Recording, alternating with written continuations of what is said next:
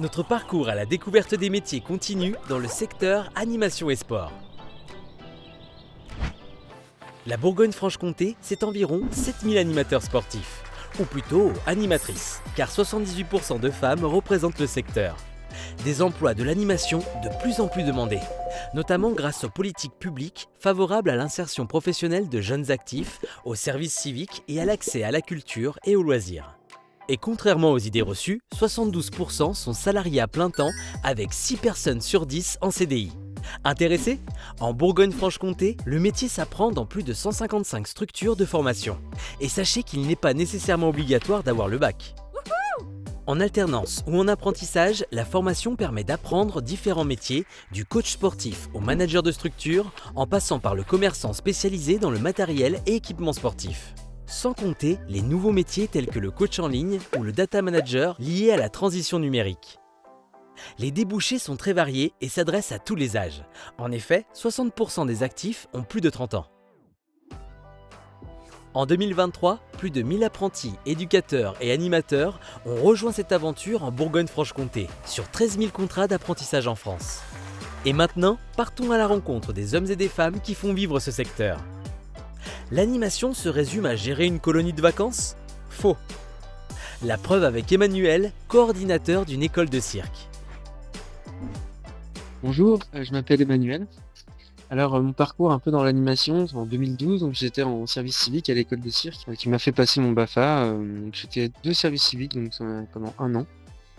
Et ensuite, j'ai commencé à être animateur dans colonies de vacances. Et puis, dans cette même association, j'ai fait un contrat aidé de 4 ans, où j'étais animateur cirque à plein temps. Donc, j'ai eu l'occasion de passer pendant ce temps-là mon BIAC, mon brevet d'initiation aux arts du cirque, et puis mon BFD. Où j'ai continué du coup de faire des colos, mais cette fois-ci en tant que directeur et des accueils de loisirs. Un peu plus tard, en 2018, j'ai eu l'occasion de passer mon DEGEPS. Du coup, je suis devenu coordinateur de l'école de cirque. Il faut jouer dans Alerte à Malibu pour être maître nageur ? Faux. Si le maître nageur peut faire penser au maillot de bain d'une célèbre série télé, ses missions sont très variées. Il ne s'agit pas de faire de la surveillance, mais d'éduquer et faire progresser aussi bien des enfants que des adultes, comme en témoignent Louis et Léna, maîtres nageurs sauveteurs. Alors pour ma part, j'ai passé le BNSSA à l'âge de 18 ans, à l'époque pour avoir un travail saisonnier et avoir un petit pécule pendant les vacances. Alors c'est vrai que quand on a 18 ans, on a l'image du maître nageur sauveteur type Alerte à Malibu qui bronze sur la plage.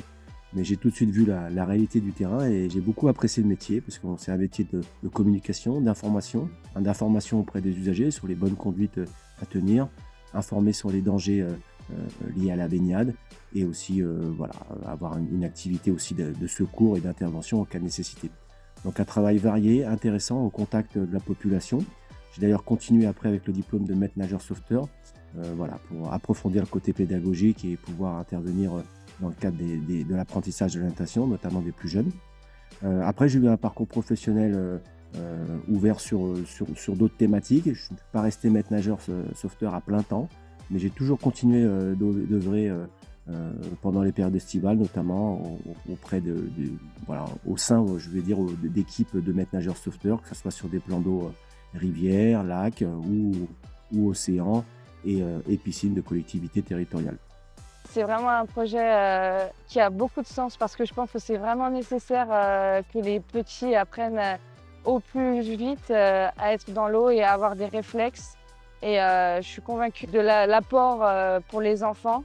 Donc moi je crois vraiment en ce projet et ça fait partie de mes valeurs d'apprendre aux enfants à nager le plus tôt possible. Depuis 2019, 233 personnes se sont reconverties dans ce secteur. Le sport et l'animation socioculturelle en Bourgogne-Franche-Comté n'attendent que vous. Alors prêt à entreprendre ce voyage passionnant avec nous ? Pour en savoir plus, rendez-vous sur sport.gouv.fr.